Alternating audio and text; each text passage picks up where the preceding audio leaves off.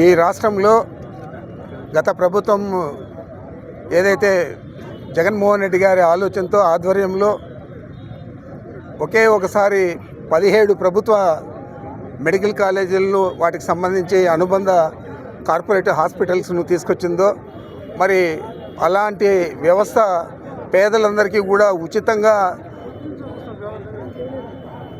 వైద్య విద్యను అభ్యసించేదానికి వాళ్ళందరికీ కూడా అవకాశం కల్పించాలని చెప్పి పేదల కోసం ఏ రాష్ట్రంలో కూడా ఏ రాష్ట్ర ప్రభుత్వము చేయనట్లు భారతదేశంలోనే ప్రథమంగా జగన్మోహన్ రెడ్డి గారు 17 వైద్య కళాశాలలు వాటికి సంబంధించి హాస్పిటల్స్ తీసుకొచ్చి వైద్యం కానీ విద్య కానీ పేదలందరికీ అందుబాటులో ఉండాలని చెప్పి ఏదైతే ఆలోచన చేశారో, ఈ ప్రభుత్వం వచ్చిన తర్వాత జగన్మోహన్ రెడ్డి గారు చేసింది ప్రతిదీ కూడా తిరగరాస్తూ, అదేవిధంగా ఈ మెడికల్ కాలేజీలు కూడా మేము ప్రైవేట్ వ్యక్తులకు ఇస్తాము అని ఏ విధంగా వాళ్ళు చెప్పారో అది తీవ్రంగా అభ్యంతరకరంగా మనకందరికీ కూడా అనిపించింది. కాబట్టి ఈరోజు వైఎస్ఆర్ కాంగ్రెస్ పార్టీ ఆధ్వర్యంలో మన జగన్మోహన్ రెడ్డి గారి నాయకత్వంలో ఇవన్నీ కూడా మనం ఈ మెడికల్ కాలేజీలన్నీ కూడా వైద్య విద్య పేదలకు అందుబాటులో ఉండాలి. కాబట్టి దీన్ని ప్రైవేటైజ్ చేయకూడదు, ప్రైవేట్ వ్యక్తులకు ఇవ్వకూడదు అని చెప్పి మనం ఈరోజు కోటి సంతకాల ఉద్యమానికి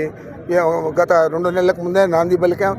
అది ధర్మల ఈరోజు పూర్తయి మనం ప్రతి నియోజకవర్గం నుంచి కూడా ఈరోజు జిల్లా కార్యాలయానికి మన ఏదైతే దస్తూరీలు చేశారో, సంతకాలు పెట్టారో అవన్నీ కూడా తీసుకెళ్ళి అక్కడ అప్పచెప్పే కార్యక్రమం ఈరోజు చేస్తూ ఉన్నాం. మరి మీ అందరికీ తెలుసు, ఈరోజు విశాఖపట్నంలో ఏ విధంగా 90 పైసలకే 50 కోట్లు 100 కోట్లు విలువ చేసే భూములన్నీ కూడా అప్పచెప్తా ఉన్నారు. ఈ మెడికల్ కాలేజీలు కూడా కేవలం డబ్బుల దాహంతో చంద్రబాబు నాయుడు, వారి కుమారుడు, వారి మంత్రివర్గంలో ఉండే సభ్యులు డబ్బుల దాహంతో ఇవి అమ్ముకోవాలా, సొమ్ము చేసుకోవాలా అని చెప్పి కేవలం ఈ రాబోయే రోజుల్లో మనం చూస్తాం. కేవలం రూపాయికి 2 రూపాయలకి ఇచ్చే పరిస్థితి ఏదే విధంగా అయితే 100 కోట్లు చేసే భూములకు ఉన్నాయో ఆ విధంగానే ఇవి కేవలం పప్పు బెల్లాలకు అమ్మేసే పరిస్థితి 17 మెడికల్ కాలేజీలు చంద్రబాబు నాయుడు చేస్తూ ఉన్నాడు. దీన్ని తీవ్రంగా మనం వ్యతిరేకిస్తూ ఉన్నాము.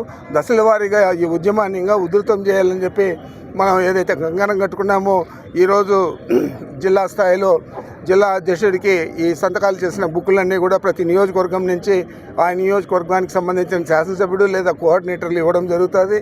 అదేవిధంగా 15వ తేదీ జిల్లా అధ్యక్షుడి దగ్గర నుంచి మనమందరూ కూడా అక్కడ పోయి అక్కడి నుంచి రాష్ట్ర కార్యాలయానికి పంపడం జరుగుతుంది. 17వ తేదీ కానీ 18 కానీ ఇంకా నిర్ణయించబడలేదు. కాబట్టి నిర్ణయించిన తర్వాత ఆ రోజు గవర్నర్ గారిని కలిసి ఈ బుక్కులన్నీ కూడా కోటి సంతకాల బుక్కులన్నీ కూడా హ్యాండ్ ఓవర్ చేయడం జరుగుతుంది. ఇది మొదటి అధ్యాయం మాత్రమే ఈ ఉద్యమంలో.